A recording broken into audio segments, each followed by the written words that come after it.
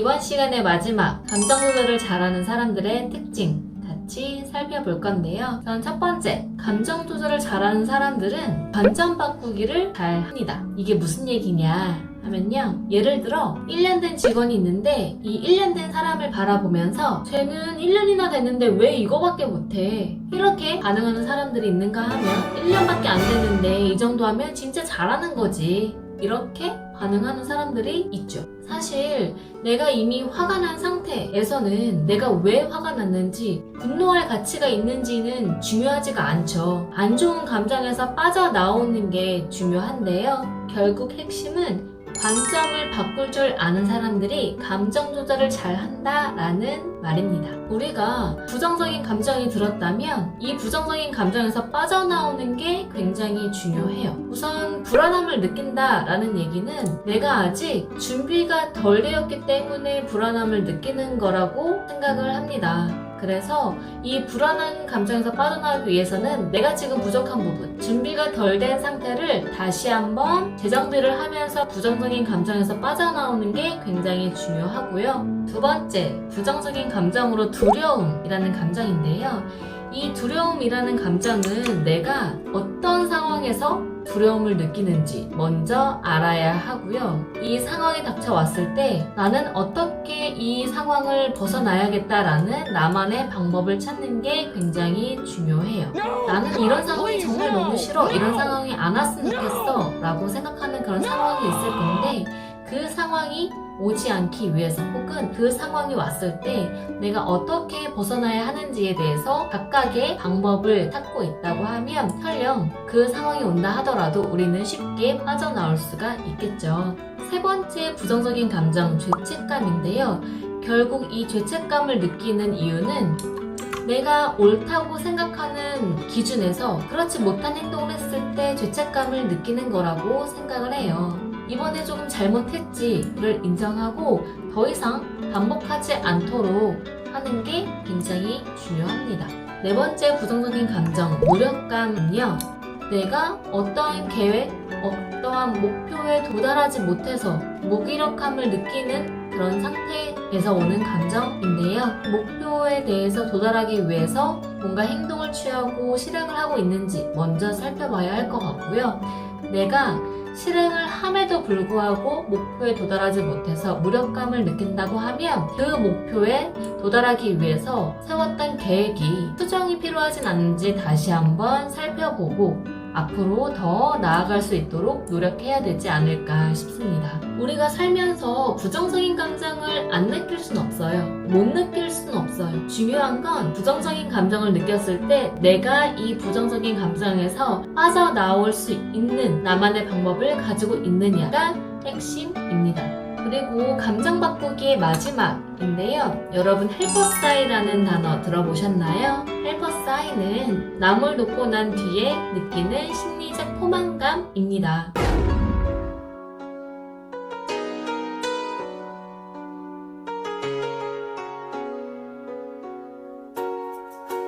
After some time,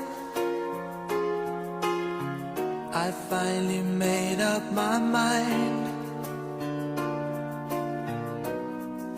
She is the girl, and I really want to make her mine. I'm searching everywhere to find her again, to tell her I love her, and I'm sorry about the things I've done. I find her standing in front of the church, the only place in town where I didn't search. Boy, I missed your kisses all the time, but this is 25 minutes too late. 하루에서 대부분을 보내는 이 삼성화재 보상콜에서 느끼는 감정이 결국은 나의 일상에서의 행복 또는 그렇지 못함으로 나뉘게 될 것 같은데요. 결국 포인트는 내가 하루에 오랫동안 머물고 있는 이 삼성화재에서 행복 찾기를 할 수 있느냐 없느냐인 것 같아요. 그럼 행복 찾기를 어떻게 해야 하는데 라는 물음표가 둥둥둥 떠다닐 것 같은데요. 우리가 흔히 나는 오늘 몇 콜 받았지? 나는 오늘 몇 %를 달성을 했지? 라고 내가 오늘 하루 했던 일들에 대해서 건수, 개수로 표현을 하고 있는데 이거에 대해서 관점을 조금 바꿔서 나는 오늘 몇 명의 고객에게 도움을 줬어 라고 관점을 바꿔서 표현을 한다면 삼성화재 보상콜에서의 행복 찾기를 시작할 수 있지 않을까 싶습니다. 두 번째, 감정 조절을 잘하는 사람들의 특징 중 하나가 일단 무조건 한다는 얘기예요. Just practice being stupid, dumb, unthinking, empty. Then you will be able to do. It would be better if you had the confidence just to do the stuff and not even think about it. After you do something, it is done, and that's that. 지난 세 번째 영상에서 아이유의 감정 조절 방법 다 보셨나요? 몸을 먼저 움직여 보세요. 스트레칭을 한다거나 혹은 잠시 일어서서 주변을 좀 걷는다거나 산책을 한다거나 하는 것만으로도 충분히 부정적인 감정에서 빠져나올 수가 있습니다. 세 번째, 감정 조절을 잘하는 사람들의 특징 중 하나가 나만의 힐링 방법을 알고 있다는 거예요. 스트레스를 받았을 때 혹은 분노가 느껴졌을 때 어떻게 그 감정을 해소하시나요? 저는 화가 났을 때 일단은 참았다가 회사에서 소리를 지를 수는 없기 때문에 일단 참았다가 노래방에 가는 편이에요. 노래방에 가서 그렇게 고음을 부르고 지르다 보면 어느새 안 좋았던 기억들과 안 좋았던 감정들이 풀어지더라고요. 혹은 아무 생각 없이 영화를 보기도 합니다. All you need is to want it. 그리고 가장 중요한 건 퇴근하는 순간 회사에서 느꼈던 안 좋은 감정들은 회사에 두고 간다는 느낌으로 마인드 컨트롤을 하는 거죠. 우리가 흘러가는 대로 생각을 하다 보면 퇴근길에도 집에 가서도 자기 전에도 안 좋은 경험들에 대해서 떠올리게 되는데 이것을 우리가 의식적으로라도 회사에서 있었던 안 좋은 일들은 회사에서 생각해야지, 퇴근했으면 두고 와야지 라는 마인드 컨트롤을 하는 등의 나만의 힐링 방법을 갖는 게 중요합니다. 그리고 이렇게 관점도 바꿔보고 힐링 시간도 만들어보고 몸을 움직여도 봤는데 그럼에도 불구하고 감정 조절이 어려울 때는 주변에 있는 지인들에게 도움을 청하는 것도 한 가지 방법 중 하나예요. 누군가에게 고민을 털어놓는 것만으로도 해소되었던 경험들 있으실 거예요. 특히나 나와 같은 상황에 처해 있는 동료들과 얘기를 나누다 보면 너도 그랬지, 나도 그런 적 있어. 같은 상황을 공유함으로써 누군가에게 위로를 받고 반대로 내가 그 동료에게 힘이 되어주기도 하는 그런 효과가 나기도 합니다. 다섯 번째, 감정 조절을 잘하는 사람들은 용서를 잘하는 사람들이에요. 이게 무슨 얘기냐면요.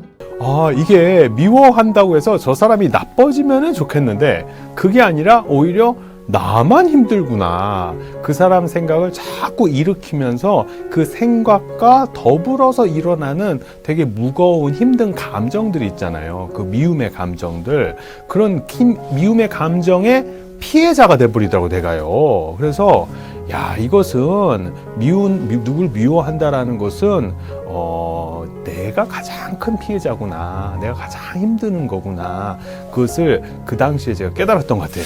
화가 나는 경우도 있고 분노하는 경우도 있고 누군가를 미워하는 그런 감정들을 그 사람이 안 되길 바라야지, 그 사람이 잘못했으면 좋겠어 라는 그 감정이 결국은 나를 조여와요. 그렇기 때문에 그 사람으로 인해서 혹은 그 상황으로 인해서 있었던 안 좋은 경험, 안 좋은 감정들을 놓아버릴 수 있도록 누군가를 미워하고 있다면 스스로를 위해서 그 미워했던 타인을 용서하는 것도 감정 조절을 잘하는 방법 중 하나입니다. 누굴 위해서? 여러분들을 위해서. 그리고 마지막 여섯 번째, 감정 조절을 잘하는 사람들의 특징은요, 스스로를 격려하고 칭찬할 줄 아는 사람들이에요.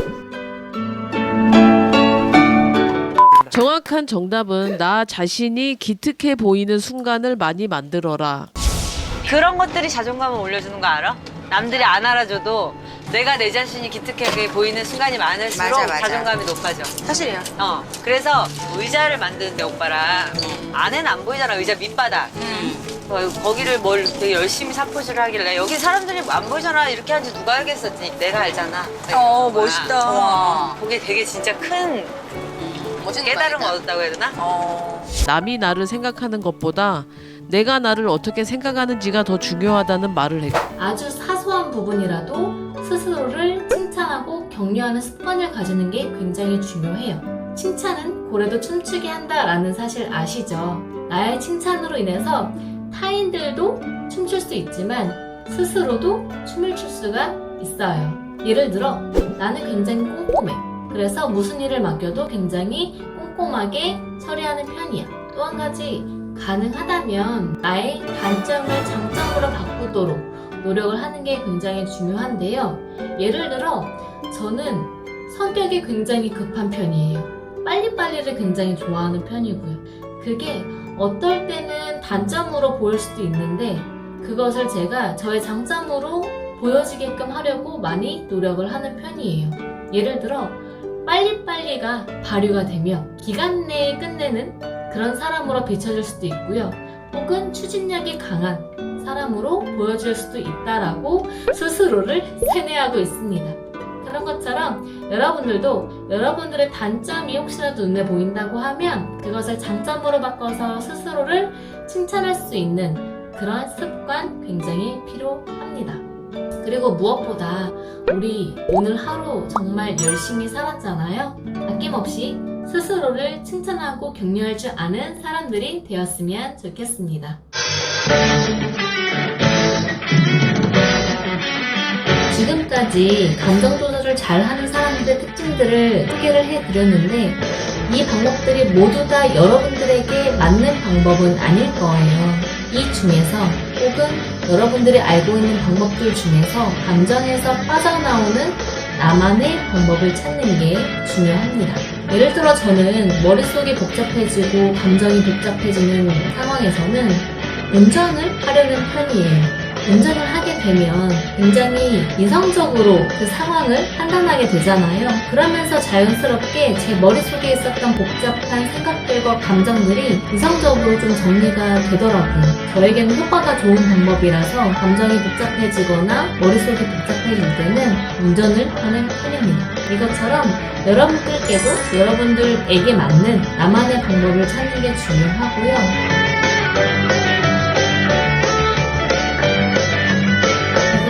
제가 준비한 감정관리 방법에 대한 내용을 모두 다 여러분들께 전달을 드렸는데요. 4편의 영상 중에서 조금이라도 도움이 되는 그런 내용이 있었다면 좋을 것 같고요. 다음 영상에서도 여러분들께 도움이 되는 내용으로 찾을 수 있도록 노력하겠습니다. 다음 영상에서 만나요. 안녕.